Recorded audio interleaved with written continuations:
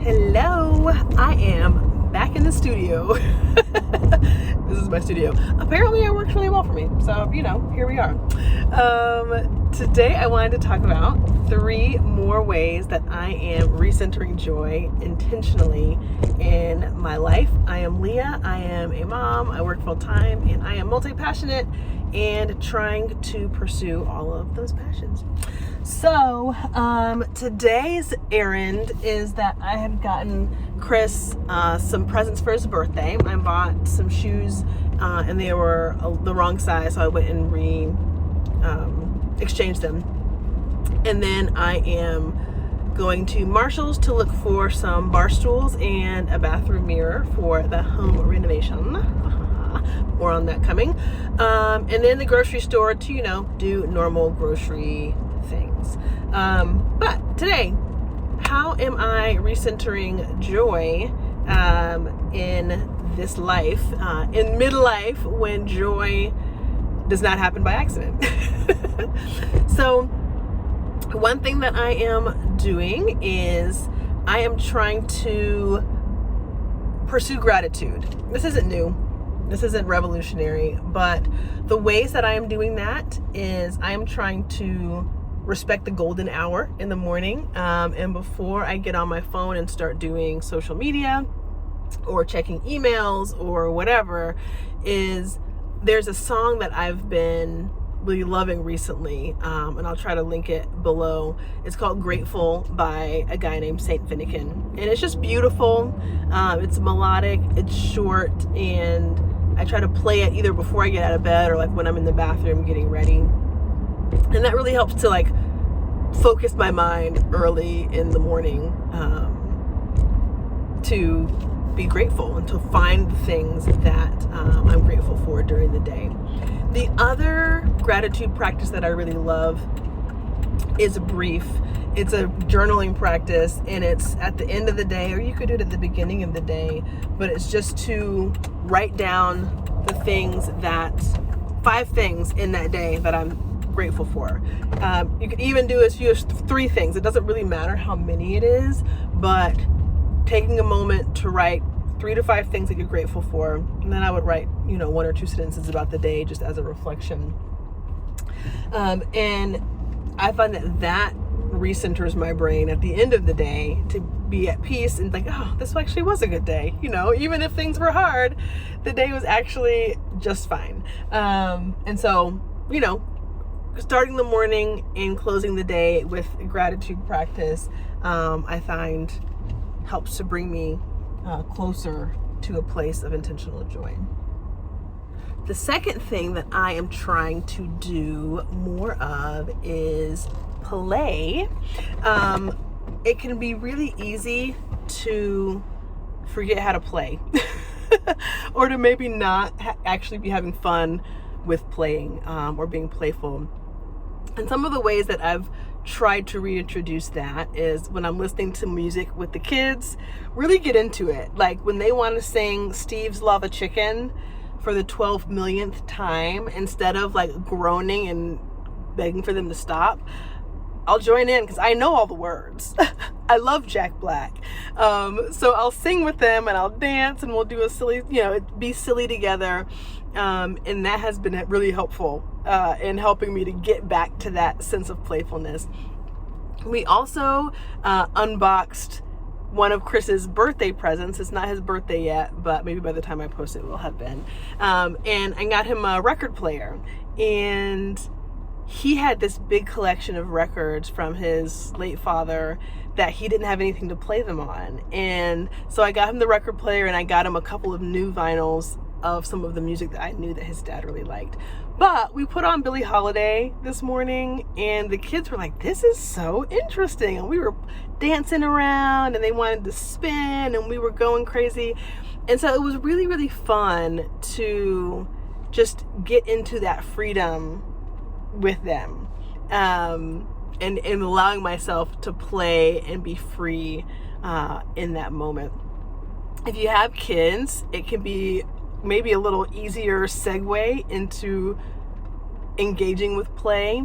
If you don't have kids, you might need to find other ways to do it. Maybe it's, if there's a sport that you like, finding a rec league or trying a new activity like yoga, or or a really fun kind of dance related exercise class.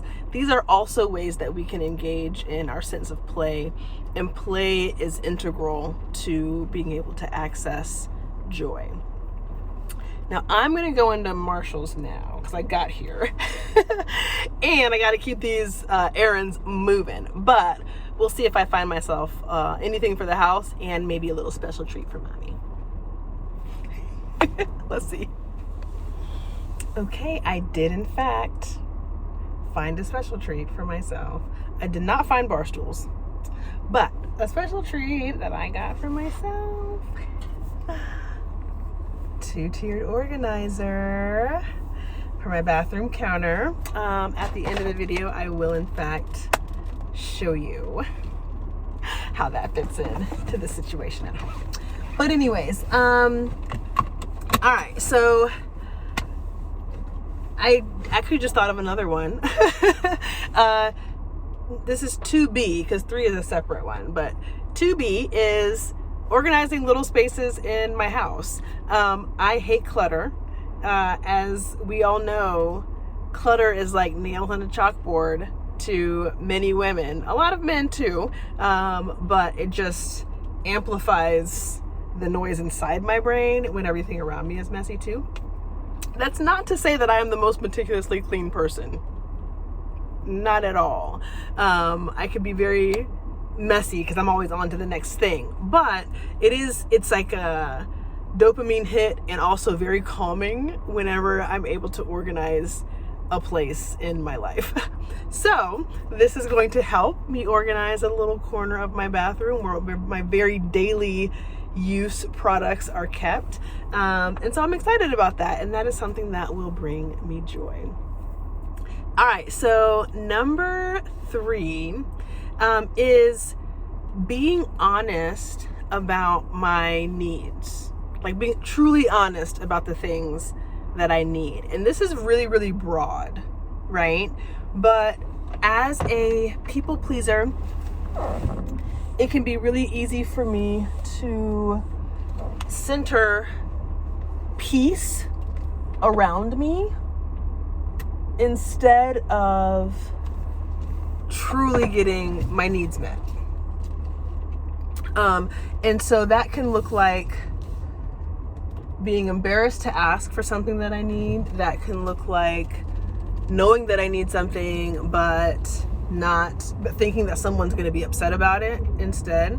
So alone time is one of the ways that I really recharge.